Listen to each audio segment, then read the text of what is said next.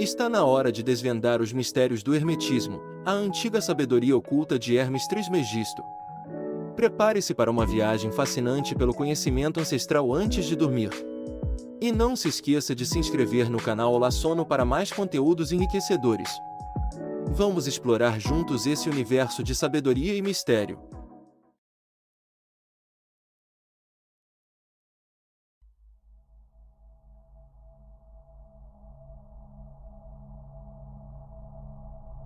No meu canal, eu já falei sobre Hermes Trismegisto, mas nesse vídeo, vamos mergulhar mais fundo com informações técnicas baseadas em minhas pesquisas e estudos sobre o tema.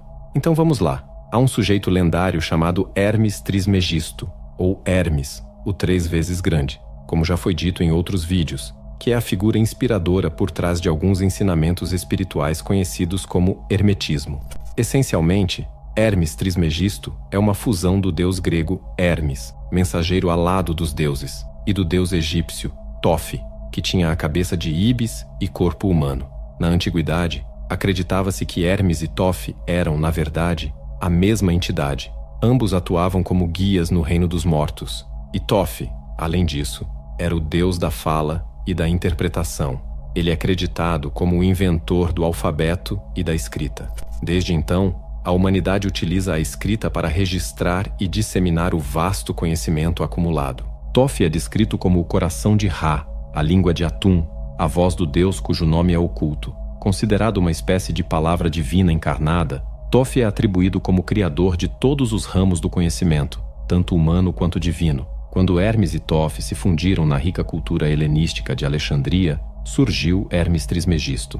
A partir daí, seus seguidores se reuniram para compreender sua sabedoria e buscar o esclarecimento cósmico que Hermes Trismegisto havia alcançado. Hermes Trismegisto é conhecido como o autor da famosa Tábua de Esmeralda, considerada a fonte definitiva da expressão hermética, assim como é acima, é abaixo.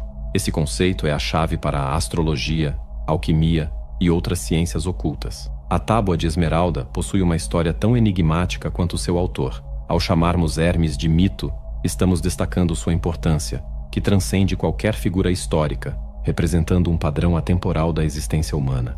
Hermes é como um arquétipo, uma figura que não possui uma personalidade fixa. Talvez ele seja o grande mestre de todos os buscadores da verdade, ou pelo menos uma figura central nesse campo. Ele personifica o sonho que todos os buscadores da verdade desejam alcançar. O filósofo Jâmblico, em suas obras, escreveu: Hermes, o deus da conversa inteligente, tem sido uma grande influência para todos os que praticam as artes sagradas. O responsável pela verdadeira ciência sobre os deuses é o mesmo em todo o universo. Nossos ancestrais atribuíram a ele suas descobertas de sabedoria, creditando-lhe todos os seus escritos e chamando-o de Hermes. Muitos autores usaram o nome Hermes, o que faz sentido para os devotos seguidores dele. A verdadeira sabedoria e conhecimento mereciam ser atribuídos ao chefe de todo o conhecimento. Segundo o sacerdote e historiador egípcio Manéton, mais de 36 mil livros foram escritos sob o nome fictício de Hermes Trismegisto, o que facilmente preencheria as prateleiras de uma enorme biblioteca de templo. Esses escritos abordam temas como a origem e a natureza da alma, os princípios da criação, astrologia, alquimia, magia, cura e muito mais. No entanto, a maioria desses escritos se perdeu, mas com base em referências espalhadas, podemos supor que havia muito mais obras místicas do que as que temos hoje. Acredita-se que a origem do epíteto, 3 vezes grande, venha do santuário de Íbis em Saqqarah, no Egito. Registros mencionam uma reunião do culto de Íbis em 172 a.C., onde falaram de um tal Megistus, também conhecido como Megistus Theos e Megalus Hermos, significando o maior deus, o grande Hermes. O apelido 3 vezes grande indica que ele é extremamente grandioso.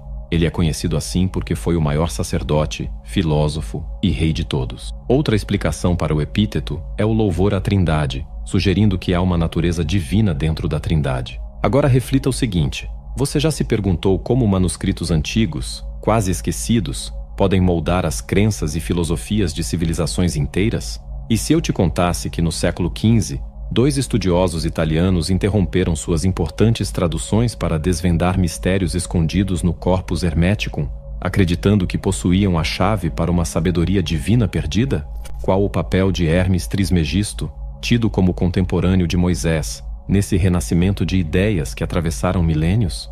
Vamos juntos explorar como essas antigas escrituras influenciaram movimentos esotéricos e sociedades secretas, e por que, mesmo após críticas severas e quase serem esquecidas, elas ainda despertam fascínio e mistério no mundo moderno. Fique conosco até o final para descobrir como o renascimento do hermetismo continua a ecoar em nossas vidas hoje. No século XV, os estudiosos humanistas italianos Marsilio Ficino e Ludovico Lazzarelli desempenharam um papel essencial na tradução do Corpus Hermeticum. Ficino, que estava traduzindo todas as obras de Platão para seu patrono Cosimo de Medici, parou imediatamente seu trabalho quando recebeu um manuscrito do Corpus Hermeticum. Esses textos haviam sido compilados anteriormente por Michael Psellos, um estudioso bizantino do século XI. Psellos não era muito fã do paganismo, então provavelmente copiou esses textos para melhorá-los e alinhá-los com as crenças cristãs, removendo qualquer elemento duvidoso ou oculto. Assim, é provável que os escritos que chegaram a Marsilio não fossem exatamente como os originais. Pensava-se que o Corpus Hermeticum havia sido perdido no final da Antiguidade e início da Idade Média. No entanto, enquanto cidades caíam e impérios desmoronavam, as páginas frágeis do Corpus Hermeticum sobreviveram milagrosamente, mostrando como a mente humana pode resistir aos maiores desafios do mundo material. A busca hermética era tanto interna quanto externa, explorando o mundo interior e traçando caminhos no mundo exterior. Durante o Renascimento, desenvolveu-se a ideia de uma sabedoria divina revelada aos antigos sábios, conhecida como Prisca Teologia ou Teologia Antiga. Essa noção defendia que existia uma teologia única e verdadeira em todas as religiões, dada por Deus à humanidade nos tempos antigos. Muitos pensadores da escola tradicionalista ou perennialista dos séculos XX e XXI seguiram a ideia de uma sabedoria atemporal, baseando-se na crença de que, em tempos antigos, a humanidade recebeu uma revelação divina original e única. Segundo eles, essa revelação foi perdida ao longo do tempo, mas ainda é possível encontrar seus vestígios nas principais religiões do mundo. Eles acreditam que, enquanto essa sabedoria não for recuperada, a civilização moderna continuará a afundar no materialismo e na decadência. Durante o Renascimento, acreditava-se que Hermes Trismegisto viveu na mesma época de Moisés. As pessoas pensavam que todos os textos atribuídos a Hermes vinham do Antigo Egito, o que os tornava mais autoritativos do que os escritos de Platão e até mesmo da Bíblia. Para ter uma ideia da importância dada a Hermes, o pavimento da Catedral de Siena, feito em 1481, exibe uma grande imagem de Hermes ensinando homens do Oriente e do Ocidente. Consegue imaginar isso? Bem, logo abaixo dessa imagem imponente de Hermes na Catedral de Siena, há uma inscrição em latim que diz: Hermes Trismegistus, o contemporâneo de Moisés. Na época, acreditava-se que Hermes e Moisés poderiam ter compartilhado ensinamentos entre si. Durante o Renascimento, Hermes era visto como o pioneiro da tradição judaico-cristã, e seu papel era crucial na ideia de uma filosofia que unia razão e fé. No entanto, no início do século XVII, o estudioso clássico Isaac Casaubon discordou da ideia de que videntes pagãos haviam predito a vinda de Cristo. Ele criticou Hermes, argumentando que os escritos atribuídos a ele eram claramente de uma data posterior às origens egípcias alegadas. Casaubon descobriu influências de Platão, judaicas e cristãs nos textos herméticos, e concluiu que esses ensinamentos surgiram no início do período cristão, entre os séculos I e III depois de Cristo, em Alexandria. Essa cidade, sob domínio romano, era um verdadeiro caldeirão de tradições gregas, egípcias, judaicas e outras. A descoberta de Casaubon, junto com um forte movimento anti-hermético dentro da Igreja e a ascensão da ciência moderna, resultou em uma grande mudança na consciência ocidental. Isso fez com que o interesse pelos ensinamentos herméticos diminuísse significativamente, levando-os a perder seu apelo e praticamente desaparecer da cultura popular. Antigamente, existiam várias sociedades secretas, como os Rosacruzes, os maçons e a Ordem Hermética da Aurora Dourada. Em 1945, a descoberta de novos e completos escritos herméticos perto de Nag Hammadi, no Egito, reacendeu o interesse pelo hermetismo. Um desses escritos, chamado Discurso sobre a Ogdod e a Eneade, revelava que os crentes herméticos precisavam passar por vários níveis antes de alcançar além dos 7 planetas e das estrelas fixas no céu. Só então poderiam ver Deus e se unir a Ele. O estudioso holandês Gilles Kespel afirmou que havia uma sociedade secreta em Alexandria antes e depois da era cristã, semelhante a uma loja maçônica. Esses membros se chamavam de irmãos, eram iniciados com um batismo espiritual, cumprimentavam-se com um beijo sagrado, realizavam um banquete sagrado e liam os escritos herméticos para elevar seu estado espiritual. Não sabemos ao certo se existiam comunidades organizadas de devotos secretos, mas parece possível que esses tratados herméticos surgiram de grupos de pessoas educadas no Egito helenístico. Esses grupos provavelmente incluíam indivíduos que experimentaram estados alterados de consciência e outros que acreditavam fortemente na possibilidade de tais experiências. Apesar das críticas de Casaubon, que afirmava que o Corpus Hermeticum foi escrito muito depois das origens alegadas, suas ideias podem ser antigas e egípcias. Na verdade, os princípios básicos de emanação, do mundo como um transbordamento de Deus e do homem como um raio de sol, tudo é um e um é tudo, são característicos do Antigo Egito. Agora vocês já se perguntaram qual a diferença entre astrologia e alquimia? Ou como textos milenares podem influenciar nossas vidas hoje? E se eu lhes disser que há uma conexão misteriosa entre a magia antiga e a filosofia religiosa? No próximo capítulo, vamos explorar o fascinante mundo do hermetismo, dividindo-o em suas duas vertentes principais, o hermetismo técnico e o religioso filosófico. Vamos mergulhar nos textos enigmáticos como a Tábua de Esmeralda e o Corpus Hermeticum e descobrir os segredos que eles guardam. Será que esses escritos antigos ainda podem transformar nossas vidas? Fiquem conosco até o final para desvendar esses mistérios. Agora, antes de irmos para o próximo capítulo, quero lhe fazer um convite mais do que especial. Se você é fã do canal O Poder da Mente, temos algo para você. Descubra A Arte do Pensamento Positivo, um guia transformador para redefinir sua realidade mental. Como criador deste e-book e líder do canal O Poder da Mente, compartilho minhas vivências e aprendizados mais profundos com você. Cada página é um reflexo da minha jornada, trazendo lições que vivenciei e transformei em sabedoria. Agora é sua vez de trilhar este caminho de autoconhecimento e positividade. Clique no link do comentário fixado e comece a transformar sua vida hoje. Vamos lá, pessoal. Aqui está a questão. Os estudiosos modernos fizeram uma distinção interessante e útil entre dois tipos de hermetismo, mesmo que um pouco sofisticada. Primeiro, temos o hermetismo técnico, que abrange áreas como astrologia, medicina, botânica, alquimia e magia. Esse tipo de hermetismo pode ser rastreado até os séculos II ou III a.C. Alguns textos importantes desse período incluem o Liber Hermetis, os papiros mágicos gregos, o livro de Asclépio chamado Myriogenesis e a famosa Tábua de Esmeralda. Por outro lado, existe o hermetismo religioso e filosófico, que é um conjunto de ensinamentos religiosos, místicos e espirituais com caráter iniciático, escritos entre os séculos I e III d.C. O principal texto desse grupo é o Corpus Hermeticum, uma coleção de 17 escritos anônimos. Vale notar que alguns desses textos não foram preservados em sua totalidade. Apesar do nome Corpus Hermeticum sugerir uma coleção completa, ele contém apenas uma pequena seleção dos textos herméticos existentes. Esses escritos são obras originais individuais, não parte de um único livro.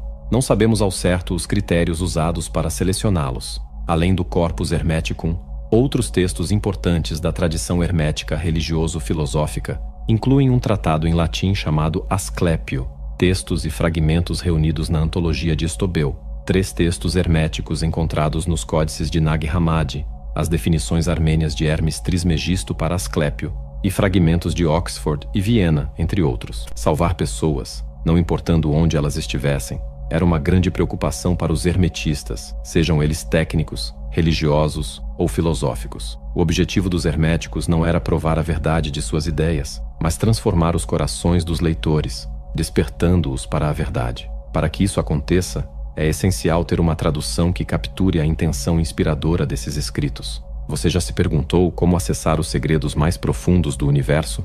Ou como os antigos sábios buscavam compreender a natureza da realidade? No vídeo de hoje, vamos explorar o fascinante mundo do hermetismo. Por onde começar a aprender sobre hermetismo? Qual a importância de textos como o Kybalion e Hermética? E como os estados alterados de consciência influenciam a busca espiritual? Vamos desvendar essas questões e muito mais, revelando as camadas ocultas dessa tradição milenar. Por onde começar a aprender sobre hermetismo? Muitos iniciam seu contato com os ensinamentos herméticos através de O Kybalion, dos Três Iniciados. Contudo, é importante notar que este não é um texto antigo. Muitos dos seus ensinamentos refletem o movimento do novo pensamento, e grande parte do seu conteúdo não está presente nos textos clássicos herméticos. Isso não diminui sua relevância em popularizar os conceitos herméticos e em despertar o interesse pelas fontes originais. O Kybalion pode servir como um ponto de partida inspirador para quem deseja explorar mais profundamente. O texto clássico de referência é o Hermetica, traduzido por Brian Copenhaver, que abrange o Corpus Hermeticum e o Asclepio, além de uma introdução detalhada e extensas notas explicativas. Para quem quer se aprofundar ainda mais, existe também o Hermetica II, que continua explorando os ensinamentos herméticos de forma detalhada. David Litwa continuou o trabalho iniciado por Copenhaver, incluindo em seu estudo 29 fragmentos do antologista grego Estobaeus. O mais extenso e fascinante desses fragmentos é o Korikosmou, também conhecido como a Filha do Cosmos. Este fragmento destaca que todo conhecimento, seja de medicina, magia ou qualquer outra área, é essencial para alcançar a salvação. Além disso, existem textos importantes como a Hermética de Oxford e Viena, vários fragmentos de diferentes autores e testemunhos sobre Hermes de 38 escritores. Uma excelente tradução é O Caminho de Hermes, de Clement Salaman e colaboradores, que inclui o Corpus Hermeticum e as definições. Outro texto fundamental para iniciantes é Asclepio, Os Discursos Perfeitos de Hermes Trismegisto, também traduzido por Salaman. Os papiros mágicos gregos, compilados por Hans Dieter Betz, são uma coleção de feitiços, fórmulas mágicas, hinos e rituais do Egito greco-romano. Alguns desses feitiços têm como objetivo a inspiração, literalmente enchendo o praticante com pneuma ou espírito. Esse conhecimento oculto é adquirido invocando deuses e espíritos através de encantamentos rituais e magia, levando à teose, uma purificação catártica da mente e do corpo através da união divina com os deuses. Existem livros acadêmicos como O Hermes Egípcio, de Garth Fawden, e O Hermes Árabe, de Kevin Van Bladel, que destacam a contribuição do pensamento egípcio e islâmico à tradição hermética. Esses aspectos foram historicamente negligenciados em favor de uma visão distorcida que superestima a influência helenística. A maioria dos estudiosos, com seu ar de superioridade, tentou moldar a hermética como algo exclusivamente grego e filosófico, ignorando muitos dos principais ensinamentos espirituais. No entanto, desde o final dos anos de 1970, essa perspectiva começou a mudar. Uma visão mais complexa e abrangente surgiu, destacando muito mais as dimensões egípcias e religiosas dos escritos herméticos. No passado, as intuições profundas recebidas durante estados estáticos eram frequentemente descartadas como meras ficções literárias. Hoje, essas experiências são levadas mais a sério, sendo vistas como possíveis reflexos de práticas rituais em comunidades secretas. Apesar disso, o hermetismo continua sendo uma religião única, sem templos ou rituais formais. É uma jornada solitária da mente. Uma obra mais recente sobre os ensinamentos herméticos é Espiritualidade Hermética e Imaginação Histórica, Estados Alterados de Conhecimento na Antiguidade Tardia, de Wouter Hanegraaff. Nesse livro, Hanegraaff desafia a interpretação tradicional que vê os escritos herméticos apenas como tratados filosóficos. Ele argumenta que essa abordagem ignora o ponto central do movimento hermético, que é o caminho espiritual para curar a alma e transformar a consciência. Portanto, o foco deve estar na prática espiritual. O caminho de Hermes envolvia estados alterados de consciência, onde os praticantes afirmavam perceber a verdadeira natureza da realidade, além das aparências ilusórias. Para alcançar esse conhecimento extraordinário, conhecido como gnose, as pessoas passavam por um rigoroso treinamento. Esse treinamento incluía visões alucinantes, um renascimento espiritual, a sensação de total conexão com o universo e a experiência da pura maravilha da bondade e verdade universais. Esses estados alterados de consciência eram fundamentais para adquirir esse conhecimento profundo. Você já parou para pensar no que significa realmente saber algo? Já se perguntou se existe um tipo de conhecimento que vai além do que podemos aprender nos livros ou em uma sala de aula? E se a verdadeira sabedoria estivesse disponível apenas através de uma experiência pessoal e transformadora? Vamos explorar a fascinante ideia de gnose, um conhecimento profundo e místico que desafia as nossas noções tradicionais de saber. Será que é possível conhecer Deus de uma maneira tão íntima e certa, que não precisamos mais acreditar, apenas saber, e o que os antigos ensinamentos herméticos podem nos ensinar sobre essa busca espiritual? No âmago do ensino hermético, encontramos a ideia de que os indivíduos não são fundamentalmente diferentes do Supremo. Essa compreensão é chamada de gnose, um evento singular e imediato que pode ser comparado a um segundo nascimento. O caminho espiritual ensinado pelos herméticos é aquele que prepara o indivíduo para alcançar essa gnose, que não pode ser obtida através de esforços mentais comuns, mas sim como resultado da sabedoria divina. A palavra gnose vem do grego e significa conhecimento, mas é um tipo de conhecimento distinto de episteme, outra palavra grega para conhecimento, que se refere ao conhecimento factual. Gnose não é algo que se adquire por meio de argumentos, lógica ou observação. Não se trata de um conhecimento racional, mas sim de um conhecimento religioso e místico, revelado, que aponta o caminho para a salvação pessoal. Vivemos muitas vezes na ignorância, sem perceber a verdadeira natureza da realidade e nosso papel nela. Para muitas pessoas, talvez a maioria, isso não é um problema. Elas simplesmente seguem a vida, sem questionar o porquê de estarmos aqui e o que devemos fazer com nossa existência. Por outro lado, aqueles que buscam a gnose não estão satisfeitos com essa ignorância. Alguns agnósticos argumentam que não podemos realmente saber o que queremos saber, definindo o conhecimento no sentido de episteme. Isso é um grande equívoco. A língua inglesa, por exemplo, não faz essa distinção que muitas outras línguas ainda fazem. No espanhol, francês e alemão, existem palavras como saber, savoir e wissen, para se referir ao conhecimento proposicional, episteme, mas também conhecer, conaetre e kennen, que significam conhecimento por meio de conexão direta, algo semelhante à gnose. Ao compreendermos essa diferença, podemos melhor nos orientar na busca por um conhecimento mais profundo e significativo. Você já parou para pensar no que significa realmente saber algo? Gnose não se trata de fé ou crença. É um tipo de conhecimento que você adquire por meio da experiência, não apenas pela capacidade de descrever algo. O famoso psicólogo e psiquiatra suíço Carl Jung, em seus últimos anos, foi questionado se ele acreditava em Deus. Ele respondeu: acreditar? Difícil dizer. Eu sei, não preciso acreditar. Jung teve uma experiência tão profunda que o convenceu da existência de Deus. Ele não apenas acreditava em Deus, ele conhecia Deus. E quando ele falava de Deus, não estava se referindo a um velhinho com barba sentado em um trono. Ele estava falando da própria essência da existência. Os sábios antigos descreviam Deus como uma esfera infinita, com seu centro em toda parte e sua circunferência em nenhum lugar. Em resumo, existe um Deus. Todas as religiões têm seus próprios ensinamentos, histórias e mitos únicos e ricos, mas todas apontam para a mesma fonte original da criação, que é a própria essência do ser.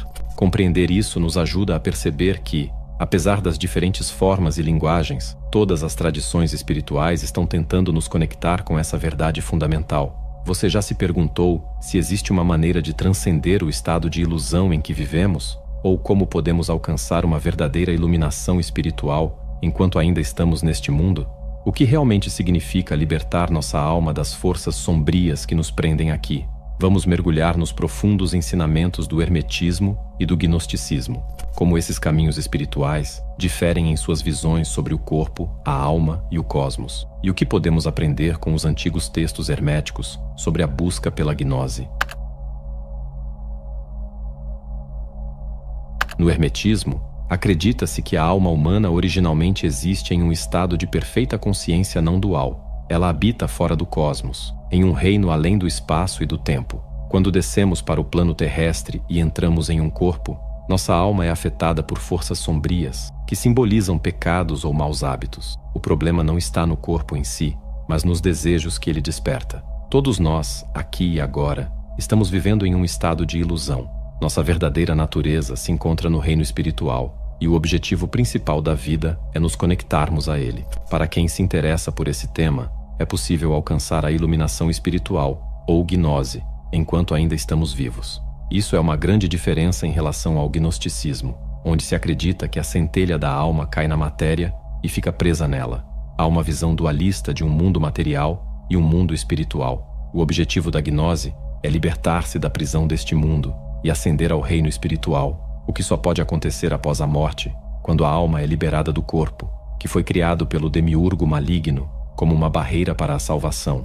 Portanto, os hermetistas não são realmente gnósticos, embora ambos discutam a gnose. Os gnósticos se identificariam totalmente com a coisa toda da caverna de Platão, sabe? É como esse cenário bagunçado onde essas pobres almas estão acorrentadas e forçadas a olhar para essas figuras sombrias, pensando que isso é tudo o que existe na realidade. Mas o ponto todo é libertar-se da caverna e abraçar a luz, cara. Em outras palavras, abandonar as coisas físicas e mergulhar no reino das formas platônicas ideais. Mas essa não é a maneira de Hermes, cara.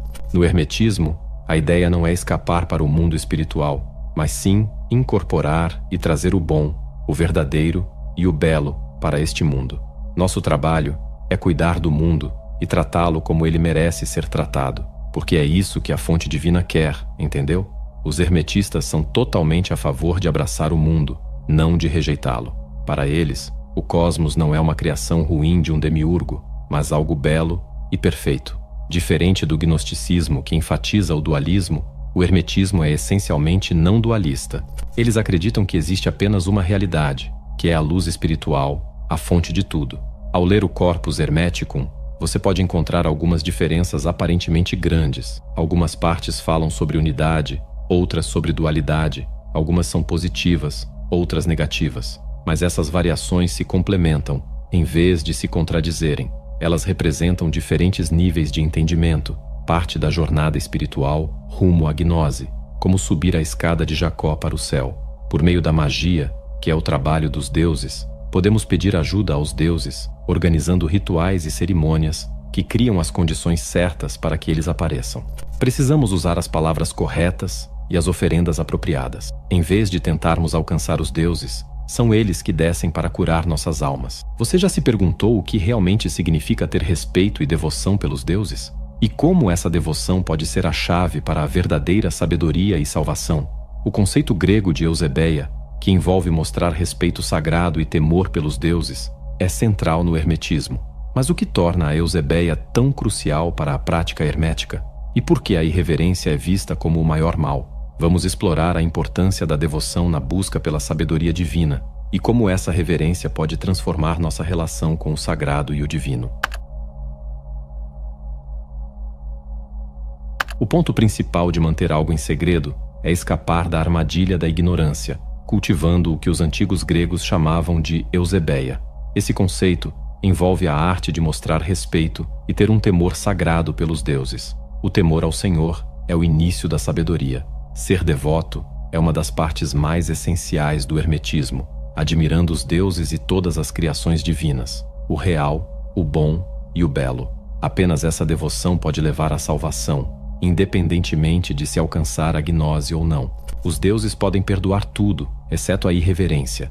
Isso significa responder ao imenso presente da vida com descuido e desrespeito. O hermetismo está inserido na história da devoção, não na filosofia. E o maior mal é a impiedade. O teólogo alemão Rudolf Otto, em sua obra A Ideia do Sagrado, estudou o conceito do luminoso, que pode ser entendido como a experiência do misterioso e do inspirador, terror e admiração misteriosa, na presença do que é totalmente diferente e impossível de ser explicado diretamente usando a linguagem humana. Você já imaginou como seria entender o universo de uma forma completamente diferente, onde tudo é interconectado e fluido?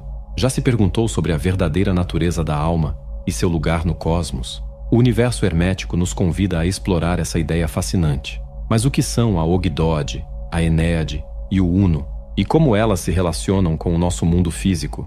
E como essas esferas além do espaço e do tempo influenciam nossas vidas aqui na Terra? Vamos mergulhar nos mistérios do hermetismo e descobrir como a nossa alma pode se conectar à luz divina do Nous, a essência última do intelecto e da imaginação divina. Será que é possível perceber que nossa luz interior é a mesma que a luz universal e ascender ao Uno, a fonte de tudo? O universo hermético começa com um antigo modelo geocêntrico. Imagine o cosmos como um sistema em que os planetas orbitam ao redor da Terra. Temos a Lua, Mercúrio, Vênus, o Sol, Marte, Júpiter e Saturno. Além desses, existe a esfera das estrelas fixas. Porém, esse é apenas o reino do espaço e do tempo. Além disso, temos 3 esferas extras: a Ogdod, a Enéade e o Uno, ou a fonte. Geralmente pensamos nelas de forma hierárquica, mas isso é um equívoco, pois elas existem em um reino além do espaço. A Ogdod, ou oitava esfera, é onde as almas residem antes de descerem para o reino do espaço e do tempo, ou seja, antes de entrarem em um corpo. Toda alma que nasce em um corpo é imediatamente afetada tanto pela dor quanto pelo prazer. Aqueles que viveram uma vida digna retornam ao reino das almas. A essência última da alma é a luz divina, que podemos associar à 9ª esfera. Aqui é o berço de Nous, um conceito frequentemente traduzido como intelecto ou mente, mas que não captura seu verdadeiro significado nos ensinamentos herméticos. Nous não é apenas uma habilidade de raciocínio abstrato, mas sim uma intuição, imaginação ou revelação divina. É como ter uma visão panorâmica que engloba tudo de uma vez, incluindo a essência infinita de Deus. Imagine uma luz espiritual, uma iluminação que você pode alcançar através de uma iniciação mística. O Nous é o que nos permite obter a gnose, nossa capacidade espiritual de acessar ou experimentar diretamente essa luz universal. A luz do Nous é como nossa própria luz interior, mas sua intensidade pode nos cegar. O buscador secreto está tentando perceber que sua luz interior é a mesma que a luz universal do Nous, para que ele possa ascender à 10ª e última esfera, chamada de o Uno ou o Bem, a fonte de tudo. Este é Deus, que criou o universo ao imaginá-lo. Todos nós existimos na imaginação de Deus. Tudo é um, e um é tudo. O mundo físico reflete-se no mental, e o mental no físico. Tudo o que foi criado é visível, mas Deus em si é invisível. Você já se perguntou como o universo realmente funciona? Ou o que há por trás da criação divina e a nossa conexão com o cosmos? Qual é a verdadeira essência do Deus hermético, incriado e transcendente? Como o universo, como uma cópia do primeiro Deus, se relaciona conosco? E mais importante, como nós, humanos, nos encaixamos nessa hierarquia complexa e divina. O Deus hermético é incriado, transcendente, andrógeno e a fonte de tudo. Ele contém tudo dentro de si. O cosmos emana dele e ganha vida através dele. O hermetista pode assim conhecer Deus adquirindo o conhecimento do cosmos. O segundo Deus, que é o universo, é como uma cópia do primeiro Deus. O Pai é eterno por si só, mas o universo é eterno e imortal porque foi criado pelo Pai. O homem foi criado à imagem do universo, mas como o Pai desejou, não vive como as outras criaturas terrenas. O homem não só se relaciona com o segundo Deus, mas também tem um conceito do primeiro. Ele vê o segundo Deus como uma entidade física, enquanto imagina o primeiro como sendo sem forma, o bem supremo ou ser supremo, a mais alta realidade do universo, a verdadeira identidade de cada pessoa e de tudo o que existe. O universo não é apenas bom porque pode se mover, mas também não é corrupto porque é imortal, enquanto os humanos são corrompidos porque podem ser movidos e são mortais. Agora preste atenção, vou explicar de forma simples. Imagine um ser que simplesmente está lá, sem se mover. Temos 3 elementos nessa história. Primeiro, temos Deus, o Pai Todo-Poderoso. Depois, temos o universo inteiro. E por último, temos nós, humanos. Deus mantém o universo unido, e o universo nos mantém unidos. O universo é como o Filho de Deus, e nós, humanos, somos como os descendentes do universo, uma espécie de netos de Deus. Os humanos têm uma conexão especial com o universo e com Deus. Mesmo não sendo perfeitos, podem se aprimorar através de seus poderes espirituais. O espírito, ou a verdadeira essência deles, é imortal e sempre tende a fazer o bem, ao contrário do corpo.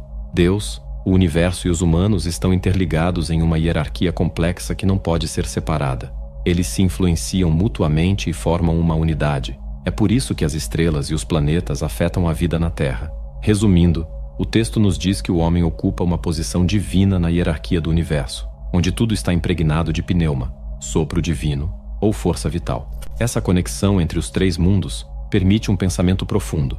O hermetista se concentra primeiro no mundo físico, que está repleto de vibrações divinas. Eventualmente, ele avança para a segunda etapa. Com a ajuda do Nous, o homem ganha o privilégio de contemplar o céu e superar sua condição mortal. Ele é a única criatura que conhece o Deus Supremo, e por isso, pode até se tornar um Deus durante sua vida. Você já se perguntou como alcançar um nível mais profundo de crescimento espiritual? Ou como os antigos ensinamentos herméticos podem nos guiar através de um caminho de iluminação e conexão divina? vamos explorar as 3 faculdades fundamentais do hermetismo: logos, gnose e nous. O que exatamente significam essas habilidades? Como elas podem transformar sua vida? E por que o silêncio pode ser a chave para acessar um conhecimento profundo? Os ensinamentos herméticos têm como objetivo ajudar o iniciante em seu crescimento espiritual, guiando-o através de estágios de iniciação nos mistérios herméticos para se conectar com Deus. Isso pode ser alcançado desenvolvendo 3 habilidades principais. Primeiro, o estudante desenvolve o logos, que é o discurso racional. Isso é feito prestando muita atenção ao professor e à sua sabedoria divina, dialogando com ele. O ouvinte deve ter a mesma mentalidade e alma que o orador, e seu ouvido deve ser mais rápido que a voz do orador. A segunda habilidade é a gnose, que nos permite desenvolver nosso nous. Diferente do logos, a gnose requer que você fique em silêncio e medite. O nous concebe palavras no silêncio, então somente as palavras que vêm do silêncio podem te salvar.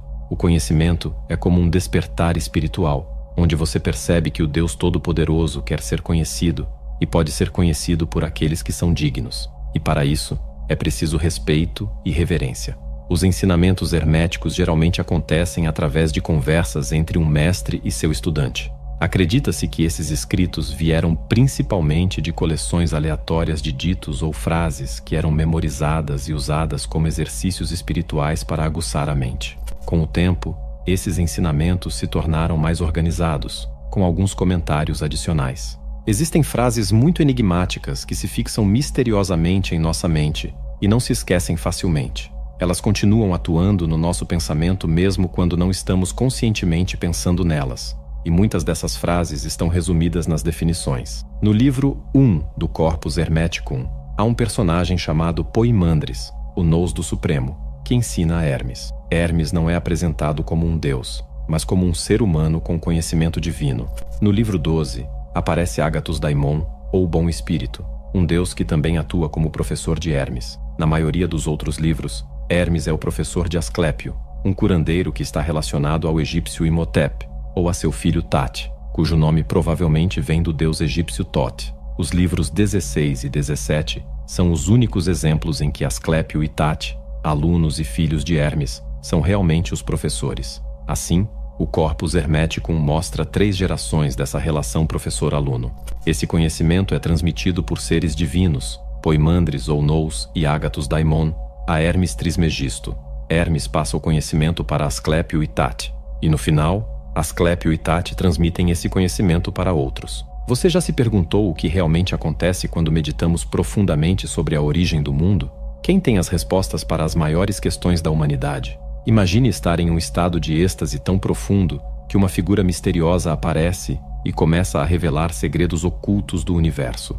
Quem é essa figura enigmática chamada Poimandres ou Nous? E como Hermes Trismegisto se torna o mensageiro da luz divina? Prepare-se para uma jornada fascinante de autoconhecimento e iluminação, onde mistérios antigos serão desvendados e você descobrirá a verdade sobre a natureza humana e a imortalidade da alma. A história começa com Hermes profundamente pensativo, refletindo sobre o mundo, como ele surgiu e quem o criou. Perdido em sua meditação, uma figura misteriosa aparece de repente e revela todas as respostas que ele estava buscando. Essa figura é chamada de Poimandres ou Nous, e diz: "Eu sei o que você deseja e te apoiarei em sua jornada."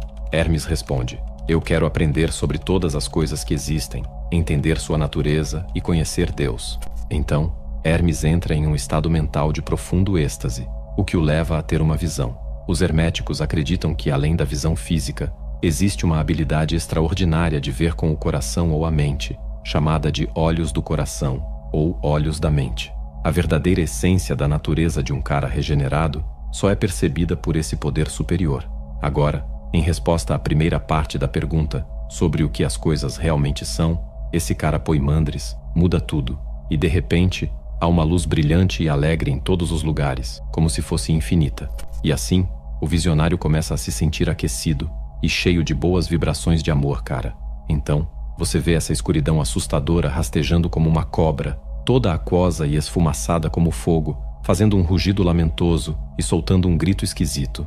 Esse chamado é respondido pela palavra sagrada ou pelo Filho de Deus, que vem da luz e desce sobre essa natureza sombria. E é assim que a alma de um cara é tomada. A mente na palavra, a palavra na alma, a alma no corpo. Os animais foram criados, mas não tinham essa coisa chamada a palavra. Deus, o grande pai de todos, criou um cara chamado Antropos, ou homem, que ele amava como seu próprio filho e que se parecia com ele. Foi a aparência desse cara que Deus realmente amou, então ele deu a ele tudo o que criou. É por isso que de todas as criaturas vivas na Terra, apenas os humanos têm uma dupla natureza. Podemos morrer fisicamente, mas nossas almas são imortais. O fato de sermos seres materiais e espirituais significa que temos essa habilidade incrível de trazer coisas espirituais para nossos corpos. Esta breve explicação leva a um segundo episódio alucinante, ou tipo, uma visão dentro de outra visão. Na primeira visão, Hermes apenas assistiu ao nascimento do mundo, mas na segunda visão, ele precisa descobrir como conhecer Deus. Agora, Hermes tem que focar sua mente na luz e conhecê-la. Olhe nos olhos de Poimandres por tanto tempo que você fique tremendo na frente dele. Então, de repente, você percebe, enquanto olha para a luz universal, que na verdade está olhando para si mesmo também. Não há diferença entre a luz universal e sua própria luz, entre sujeito e objeto. Esta é a experiência completa de unidade total. Quando Poimandres finalmente desvia o olhar, a luz que é o próprio visionário se transforma em um cosmos infinito, representando a realidade arquetípica antes de um começo infinito. O homem com nous é imortal. É a busca por prazer, desejo e materialismo que causa a morte espiritual. É melhor morrer fisicamente do que morrer espiritualmente. Aqui está o ponto. Aquele que desenvolveu autoconsciência alcançou o bem supremo, enquanto aquele que focou apenas no corpo físico, resultado de ilusões induzidas pelo desejo, acaba vagando na escuridão, sofrendo pelos sentidos e experimentando a mortalidade. A verdade é esta: Deus é luz e vida, o Pai Supremo, e é de onde os humanos vêm. Portanto, se você perceber que faz parte da vida e da luz, e que é feito delas, você voltará à vida. Viemos ajudar os fiéis, os nobres, os puros, os misericordiosos e os devotos. Com uma vida cheia de amor, eles ganham o favor de Deus e agradecem a Ele com gratidão, louvando e cantando hinos na ordem correta. Os ímpios, invejosos, gananciosos, assassinos e irreligiosos estão distantes de nós. Eles são possuídos pelo espírito vingativo, que os ataca através de seus sentidos, lançando dardos flamejantes contra eles. Então, o espírito vingador tortura esses indivíduos e aumenta o sofrimento ao máximo. Todos nós temos esses atormentadores sombrios dentro de nós. Poimandres explica como a alma deve viajar através das 7 esferas planetárias para se purificar deles. Depois de toda essa jornada, a alma finalmente deixa a cena cósmica e se junta a uma estranha 8ª esfera, além do espaço e do tempo. As almas que estão lá ficam todas animadas com sua chegada, e quando ela se torna uma delas, também ouve os poderes incríveis que existem acima da 8ª esfera, no reino da luz, cantando belos louvores a Deus. As almas ascendem ao Pai e se rendem aos poderes, fundindo-se com Deus. Este é o objetivo final, o bem supremo, para aqueles que alcançaram o conhecimento superior, tornar-se um com Deus. Então, por que você está hesitando? Tendo recebido tudo, não deveria se tornar um guia para aqueles que são dignos, para que a raça humana possa ser salva por Deus através de você? Hermes está cheio de luz e iluminado com o nous. As almas chegam até o grande Pai e se entregam aos poderes, fundindo-se com Deus. Este é o objetivo final, o bem supremo, para aqueles que possuem esse conhecimento superior. Eles aspiram a se tornar um com Deus. Então, por que você está demorando tanto? Você recebeu tudo, então não deveria estar guiando aqueles que são dignos, para que a humanidade possa ser salva por Deus através de você? Hermes está totalmente iluminado com essa essência chamada nous. Quando a visão termina, ele faz uma oração sincera de agradecimento. Ele se torna um profeta, determinado a espalhar os ensinamentos que recebeu, despertando-nos de nossa sonolência e embriaguez espiritual, e reivindicando nossa parte legítima na imortalidade. Muitas pessoas se entregaram diretamente à morte, mesmo tendo o poder de serem imortais. Alguns tolos zombaram dele e ignoraram seus ensinamentos, enquanto outros se lançaram a seus pés, buscando salvação. A grande doença da alma é negar Deus, e a próxima é acreditar em aparências. Com essas atitudes, vêm todas as coisas ruins e nada de bom. Mas então, o nous, combatendo a doença, garante que a alma esteja bem, assim como um médico garante a saúde do corpo. A verdade suprema não pode ser encontrada através do raciocínio filosófico, mas através da revelação divina. É por isso que o Corpus começa com uma visão. Você já se perguntou como alcançar a verdadeira iluminação espiritual? O que é preciso para despertar a gnose dentro de si? No Corpus Hermeticum, Hermes e Tati mergulham em um diálogo profundo e enigmático, desvendando os segredos do renascimento espiritual. Hermes, sempre sábio e misterioso, fala em metáforas e ensina que este conhecimento não pode ser simplesmente transmitido, mas deve ser despertado através da experiência direta. O que são os 12 tormentos que afligem a alma humana? E como podemos invocar os poderes luminosos para expulsar essas sombras? Prepare-se para descobrir como Tati enfrenta uma batalha interna entre luz e escuridão, e como ele atinge um estado de êxtase e iluminação cósmica. Quer saber como vencer suas próprias paixões destrutivas e alcançar a união com o divino? A maior parte dos livros do Corpus é composta por conversas entre Hermes, Tati e Asclépio. No livro 13, talvez a parte mais crucial do Corpus, Tati tem um diálogo intenso com Hermes, pois deseja desvendar o segredo do renascimento espiritual. Mas Hermes, sempre enigmático, prefere falar em metáforas. Ele explica que esse conhecimento não pode ser simplesmente ensinado. É algo que cada um deve despertar por conta própria. A gnose só pode ser compreendida através da experiência direta. No Zen, isso é chamado de grande questão. A pressão espiritual e psicológica que a luta pela vida impõe leva ao despertar. No centro de uma grande questão, encontra-se um grande despertar. Até que isso aconteça pessoalmente, é difícil entender do que se trata. Embora o professor possa indicar o caminho correto, cabe ao aluno meditar sozinho e trabalhar sua própria alma. Hermes diz ao seu filho: "Essa ignorância, meu filho, é o primeiro desses tormentos. Então vamos lá. O segundo tormento é a tristeza. O terceiro é a selvageria e indisciplina. O quarto é a luxúria. O quinto é a injustiça. O sexto é a ganância. O sétimo é o engano. O oitavo é o ciúme. O nono é a traição. O 10º é a raiva. O 11º é a imprudência. E o 12º é a maldade. No total, são 12. Mas além desses, existem muitos outros, meu filho. O texto explica que o homem interior, dentro de nossos corpos, é forçado a sofrer através de nossos sentidos. Esses tormentos chegam um a um e afligem o homem que recebe a misericórdia de Deus. É assim que ocorre o renascimento espiritual. Os 12 poderes das trevas correspondem aos 12 signos do zodíaco. As emoções que experimentamos são influenciadas pela posição das constelações no momento específico do nascimento.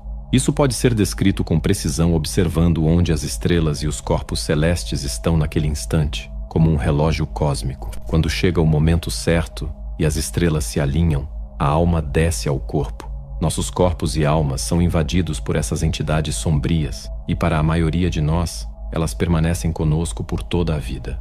São nossas paixões, as emoções destrutivas que nos dominam de várias maneiras, moldando toda a nossa personalidade. Não é o nosso corpo que nos causa sofrimento, mas sim essas malditas paixões dentro de nós. Para alcançar a gnose, precisamos expulsar esses poderes das trevas. Há uma batalha constante entre a luz e a escuridão dentro de nós.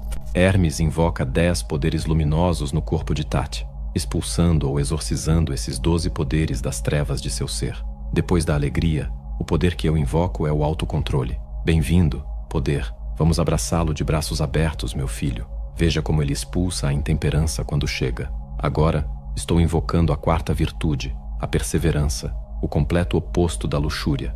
Este próximo passo, meu amigo, é onde a justiça toma o trono. Veja como ela expulsa a injustiça sem nenhum julgamento. Com a injustiça fora, nos tornamos justos. Invoco o 6º poder, a generosidade, o total oposto da ganância. Com a ganância fora, invoco a verdade, e o engano foge, deixando a verdade em seu lugar. Veja como o bem supremo emerge com a chegada da verdade. A inveja se afasta de nós. O bem supremo, junto com a vida e a luz, segue a verdade, e os tormentos da escuridão não mais recaem sobre nós. Em vez disso, vencidos, todos voamos com um bater de asas. Então, esses primeiros 7 poderes, que correspondem às 7 esferas planetárias, derrotam totalmente os poderes das trevas, um por um.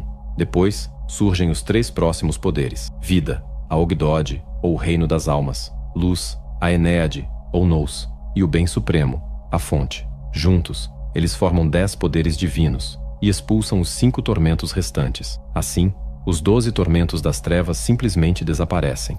Depois de um tempo, Tati começa a ter uma espécie de êxtase, uma loucura divina. Nesse estado elevado de compreensão, ele diz: Pai, fui iluminado por Deus. Agora não vejo mais com meus olhos, mas através de uma energia espiritual.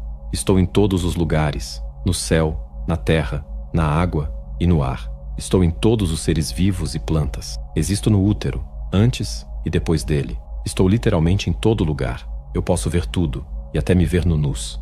Tati não está mais preocupado com as forças das trevas, pois foi abençoado pelos incríveis poderes da luz. Nosso trabalho é derrotar completamente essas entidades sombrias com a luz, permitindo que elas desapareçam por conta própria. Vemos que Tati passou por uma espécie de renascimento espiritual, ganhando uma consciência cósmica. Ele se vê em todos os lugares ao mesmo tempo, na terra, no mar, no céu, antes do nascimento, dentro do útero, jovem, velho, morto, além da morte. Quando você considera tudo ao mesmo tempo, tempos, lugares, ações, qualidades e quantidades, pode começar a entender Deus. Esse modo de pensar é conhecido como tornar-se o Aion.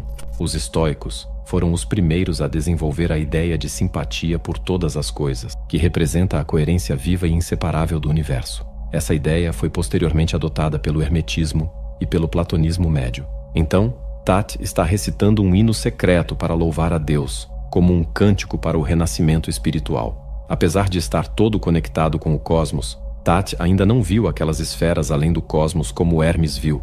Você já se perguntou como os antigos sacerdotes egípcios usavam encantamentos vocais para alcançar estados elevados de consciência? O que há de tão especial nas 7 vogais gregas, que podem elevar a alma através das esferas planetárias? E como um estudante hermético consegue ultrapassar o universo para encontrar a fonte borbulhante de vida? No discurso sobre a Ogdode e a Enéade, vamos explorar esses mistérios antigos e descobrir como os hinos sagrados transformaram a mente e a alma de um estudante em busca da verdade suprema. Quer saber como essa prática esotérica pode mudar sua percepção do universo?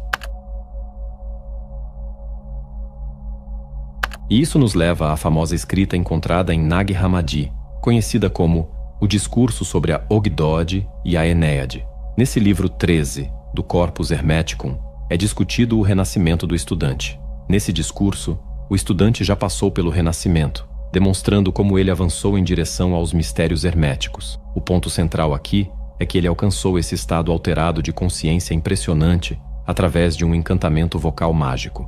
Quando os sacerdotes no Egito entoavam seus hinos para louvar os deuses, pronunciavam as 7 vogais gregas na ordem prescrita. O som dessas 7 vogais era tão belo que as pessoas preferiam essa música à da flauta ou da lira.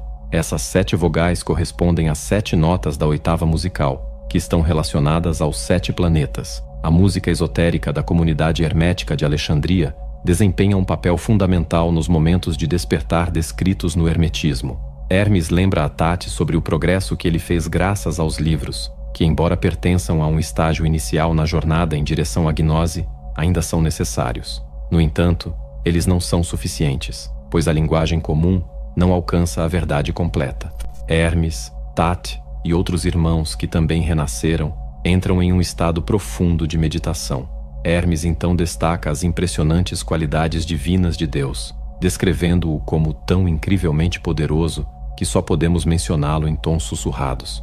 A oração contém uma série misteriosa de palavras e vogais que compõem o nome secreto de Deus. Uma pessoa começa a cantar a melodia, e então todo o coro se junta até que todas as vogais tenham sido entoadas. O canto se intensifica cada vez mais, e a cada nota, a consciência do estudante se eleva através das esferas planetárias, alcançando níveis mais altos até ultrapassar o universo. Ele experimenta a oitava, a nona e, finalmente, o uno, onde vê uma fonte borbulhante de vida. O estudante sente um momento de medo, e Hermes lhe diz para se concentrar novamente no hino. Na última etapa da ascensão, o foco total deve estar no estudante, pois instruções verbais se tornam inúteis. As palavras de Hermes, que até então guiavam o estudante, já não têm mais utilidade. Agora, ele se expressa através de hinos silenciosos, que são ouvidos e compreendidos apenas por uma percepção interna. A verdade mais fundamental que o estudante pode declarar é que o que ele está vendo não pode ser descrito em palavras. A iniciação está completa. O estudante finalmente encontra a paz, e quer agradecer a Deus por ter proporcionado aquela visão suprema pela qual orava. Aqui está o ponto. Há uma diferença entre o hino silencioso e tranquilo que ele cantou enquanto estava naquele estado estático da 8ª e 9ª e os hinos que ele pode entoar mais tarde para demonstrar sua gratidão a Deus. Hermes instrui seu filho a escrever tudo em hieróglifos e guardá-los em seu santuário no momento astrológico certo, protegendo o livro com um feitiço para afastar o mal, para que as gerações futuras possam lê-lo. Presumivelmente, é o mesmo texto que estamos analisando agora. Você já parou para pensar como a escrita pode ser tanto uma bênção quanto uma maldição? Como algo tão poderoso pode nos iluminar e, ao mesmo tempo, nos enganar? No fascinante livro 16 do Corpus Hermeticum, Hermes discute com Asclépio sobre os perigos ocultos da linguagem escrita. Será que ao registrar nossos conhecimentos estamos perdendo a essência da experiência pura? E como os antigos egípcios usavam a força do som e da pronúncia para preservar o verdadeiro poder de suas palavras? Prepare-se para descobrir como a escrita pode ser um verdadeiro fármacon, um remédio que cura ou um veneno que nos afasta da verdade. Quer saber como esses mistérios antigos ainda impactam nossas vidas hoje? Fique até o final e explore o poder oculto da linguagem e da escrita. Vamos desvendar juntos este enigma milenar. Então, Thoth inventou a escrita, e vou te contar, isso revolucionou tudo. Ajuda a gente a lembrar das nossas experiências e a transmitir conhecimento para as próximas gerações. Mas aqui está o lance, é como uma droga, cara. Os gregos chamam isso de pharmakon. A escrita é incrível porque nos dá conhecimento, mas também é perigosa, porque podemos esquecer da experiência pura, aquela que as palavras não conseguem capturar completamente. As pessoas leem livros, achando que têm todo o conhecimento nas mãos, mas deixa eu te dizer, isso é uma ilusão. É por isso que a escrita pode ser bem tóxica de várias maneiras. Mas sabe de uma coisa? Thoth tinha um truque na manga. Acontece que a própria escrita pode ter um efeito mágico na sua mente. Mesmo que a linguagem não consiga expressar totalmente as coisas inexplicáveis, ela ainda pode te atingir profundamente e impactar o cérebro humano, ajudando as pessoas a encontrarem seu próprio caminho para a iluminação, sabe? No livro 16 do Corpus, Asclépio discute com o rei Amon os perigos de uma linguagem que oculta a verdadeira intenção de seus escritos, que são espirituais e não filosóficos. Hermes afirmou que esses textos se tornariam ainda mais obscuros quando os gregos decidissem traduzir nossa língua para a deles, resultando em maior distorção e incompreensão. Quando você fala no idioma original, o texto preserva a verdadeira essência das palavras, pois o som e a pronúncia do egípcio carregam a força do que está sendo dito. Esses gregos, ó rei, apenas utilizam palavras vazias para se exibir. Essa é a filosofia grega, um monte de conversa sem sentido. Nós, por outro lado, usamos uma linguagem que soa poderosa e significativa. Deus nos concedeu, seres humanos, dois presentes incríveis: nosso cérebro e a fala. Esses dons são tão valiosos quanto a imortalidade. Se os usarmos corretamente, não seremos diferentes dos imortais. E quando partirmos deste mundo, tanto nosso cérebro quanto nossa fala nos guiarão para o reino dos deuses e dos abençoados. Você já se perguntou se a morte realmente existe ou se é apenas uma grande ilusão? E se, em vez de desaparecer, tudo no universo apenas se transformasse? No Corpus Hermeticum, descobrimos que a morte não é o fim, mas uma transição contínua de criação e transformação. O que acontece com nossa alma quando nosso corpo físico se vai? Como podemos alcançar a imortalidade espiritual e evitar um ciclo eterno de renascimento? Prepare-se para explorar a ideia fascinante de que o ser humano é um reflexo do cosmos e que, ao morrer, nossa alma retorna ao universo, permitindo o surgimento de novas vidas. Quer desvendar o segredo da verdadeira imortalidade e entender o ciclo contínuo da existência? No Corpus, descobrimos que o conceito de morte é uma ilusão. Na verdade, tudo se resume à criação e transformação. Nada desaparece realmente. Assim como a energia, que não é criada nem destruída, apenas se transforma, o mesmo acontece com todas as coisas. O ser humano é um microcosmo que reflete o macrocosmo. O que está lá em cima é o mesmo que está aqui embaixo. Quando o corpo se desintegra, ele retorna à natureza, e a alma é absorvida pelo cosmos, voltando ao não manifestado para permitir o surgimento de novas criaturas. O cosmos nunca é destruído. É um ciclo contínuo de renovação e mistério. A verdadeira natureza da realidade não é sobre mortalidade, mas sobre imortalidade. Hermes diz a seu filho: você não ouviu nos ensinamentos gerais que todas as almas que vagam pelo cosmos, como seres separados, são na verdade uma única alma, a alma de todos? Na verdade, há muitas transformações dessas almas. Algumas criaturas têm mais sorte do que outras. Répteis se transformam em criaturas aquáticas se tornam terrestres, criaturas terrestres evoluem para aves, e aves se transformam em humanos. As almas humanas que alcançam a imortalidade se tornam espíritos, e, eventualmente, entram nos curos dos deuses. Por outro lado, morrer com uma aflição da alma impede a participação no bem supremo. Essa é a verdadeira morte, uma morte espiritual marcada pelo renascimento cíclico. A alma retorna como réptil, considerada uma criatura inferior do submundo. Na Bíblia, a serpente é condenada por Deus por enganar Adão e Eva, forçada a rastejar e comer poeira para sempre. Pensamos que estamos vivos, mas na verdade estamos mortos. É na morte que ganhamos vida, desde que nos conectemos com Deus e vivamos com respeito. Para aqueles que permanecem fechados, o homem é um ser divino, distinto de qualquer outro, inclusive dos deuses do céu. O homem existe simultaneamente na terra, no mar e no céu. Se formos ousar dizer a verdade, um verdadeiro homem está acima dos deuses, ou pelo menos, é tão poderoso quanto eles. Nenhuma dessas divindades celestiais desce dos céus até a terra, mas o homem é capaz de ascender ao céu, medi-lo, conhecer as profundezas e compreender tudo lá em cima com precisão. O mais impressionante é que ele faz isso sem sequer deixar a terra. Esse é o imenso alcance do homem. Portanto, podemos dizer que o homem na terra é como um Deus mortal, enquanto o Deus celeste é como um homem imortal. Assim, tudo é controlado por esses dois, humanos e o universo. No entanto, tudo pertence ao Uno. O verdadeiro problema da alma é não conhecer Deus. Sem o conhecimento do bem supremo, a alma é cega, sofre dor física e é atormentada pela escuridão. Se não nos tornarmos como Deus, não podemos compreendê-lo. Entende, né?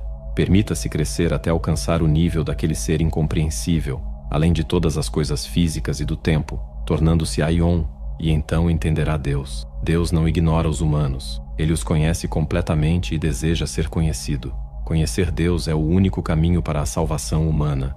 É como alcançar a morada mais alta dos deuses. Temos duas opções, amigo: dar nosso último suspiro ou nos tornarmos imortais. É a escolha inferior que arruína um homem. Aqueles que se misturam com raiva e luxúria não valorizam o que realmente importa. Em vez disso, buscam prazeres corporais e desejos, achando que isso é a vida. Ou então misturam grandes problemas com grandes bênçãos.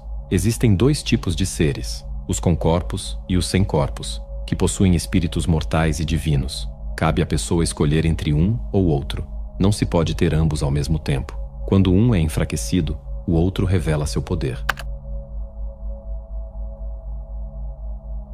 Muito obrigado por assistir ao vídeo até o final. Sua dedicação e curiosidade são verdadeiramente inspiradoras. Esperamos que você tenha desfrutado dessa jornada fascinante pelo mundo do hermetismo e que os ensinamentos de Hermes Trismegisto tenham tocado sua alma e expandido sua compreensão do universo. Sua presença e apoio são o que tornam essa comunidade tão especial. Cada visualização, cada comentário e cada compartilhamento nos motiva a continuar explorando e compartilhando essas antigas sabedorias que ainda ressoam com tanta força em nossas vidas modernas. Se você encontrou valor neste conteúdo, por favor, deixe seu like, compartilhe com amigos que também possam se interessar por esses mistérios antigos e inscreva-se no canal para não perder nossas próximas explorações. Seu engajamento é fundamental para continuarmos trazendo mais conhecimento e luz para todos. Agradecemos profundamente por fazer parte desta jornada.